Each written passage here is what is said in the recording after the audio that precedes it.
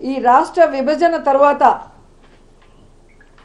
చంద్రబాబు నాయుడు ఈ రాష్ట్రానికి చేసింది ఏంటయ్యా అంటే ప్యాకేజీ కోసం ప్రత్యేక హోదాను తాకట్టు పెట్టేశాడు. కమిషన్ల కోసం, కాంట్రాక్ట్ల కోసం పోలవరాన్ని తాకట్టు పెట్టేశాడు. రియల్ ఎస్టేట్ వ్యాపారం కోసం అమరావతిని తాకట్టు పెట్టేశాడు. ఓటుకి నోటు కేసులో దొంగలా దొరికిపోయి ఉమ్మడి రాజధానిని కేసీఆర్ గారికి తాకట్టు పెట్టి దొంగలా అర్ధరాత్రిలో పారిపోయి వచ్చాడు.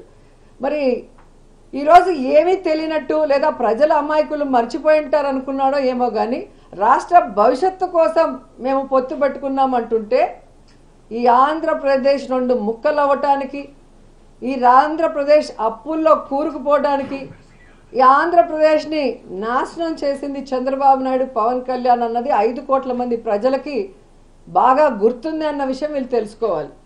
అండ్ ఈరోజు మీరు చూస్తే ముఖ్యంగా కాపు సోదరులందరూ కూడా మేల్కొన్నారని నాకు అనిపిస్తుంది.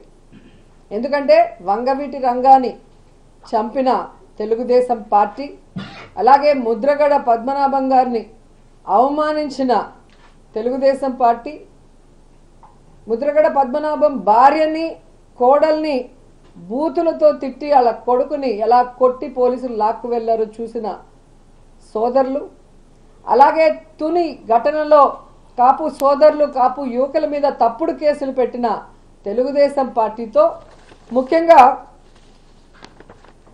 ఈ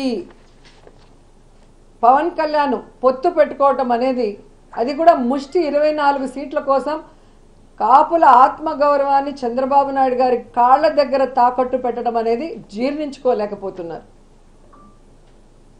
అలాగే పవన్ కళ్యాణ్ మీటింగ్లో సీఎం సీఎం అని అరిచే ఆ పిచ్చి జన సైకోలకి ఈరోజు ఆ తల ఎక్కడ పెట్టుకోవాలో కూడా అర్థం కాని పరిస్థితి.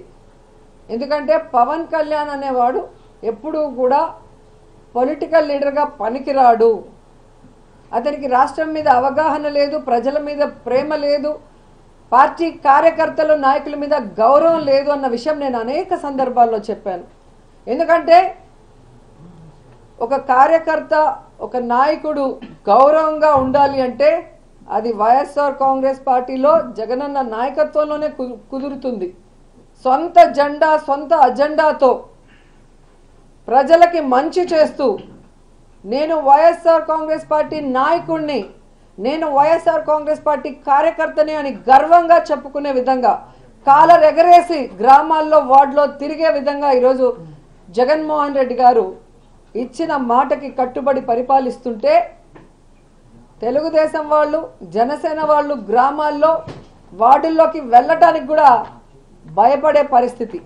ఎందుకంటే చంద్రబాబు నాయుడు ఏ రోజు కూడా చెప్పిన మాట మీద నిలబడలేదు, ఇచ్చిన మేనిఫెస్టోకి కట్టుబడి ప్రజలకి చేయలేదు. అలాగే పవన్ కళ్యాణ్ ఎప్పుడు ఏం మాట్లాడతాడో ఆయన పార్టీ పెట్టిన రోజు నుంచే మీరు చూస్తే అర్థమవుతుంది. పార్టీ పెడతాడు కానీ కంటెస్ట్ చేయడు. సింగిల్గా కంటెస్ట్ చేస్తే తాను కంటెస్ట్ చేసిన 2 చోట్ల ఓడిపోతాడు. ఇప్పుడు బీజేపీతో పొత్తులో ఉన్నాను ఎన్డీఏలో అంటాడు, ఇక్కడేమో బీజేపీతో సంబంధం లేకుండా తెలుగుదేశం పార్టీతో పొత్తు పెట్టుకోవడం చూస్తుంటే ఇతనికి ఏమైనా విలువలు ఉన్నాయా అని అర్థం చేసుకోవాలి రాష్ట్ర ప్రజలను కూడా ఈ సందర్భంగా తెలియజేసుకుంటున్నా.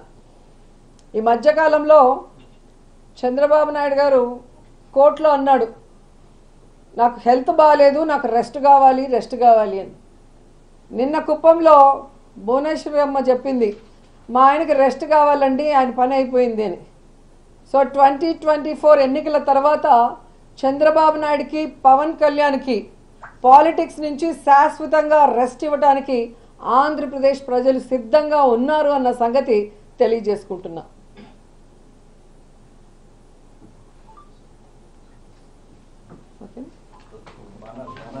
నిషేధాన్ని ఇప్పుడు రద్దు చేసి ఎలక్షన్స్ చెప్పారు.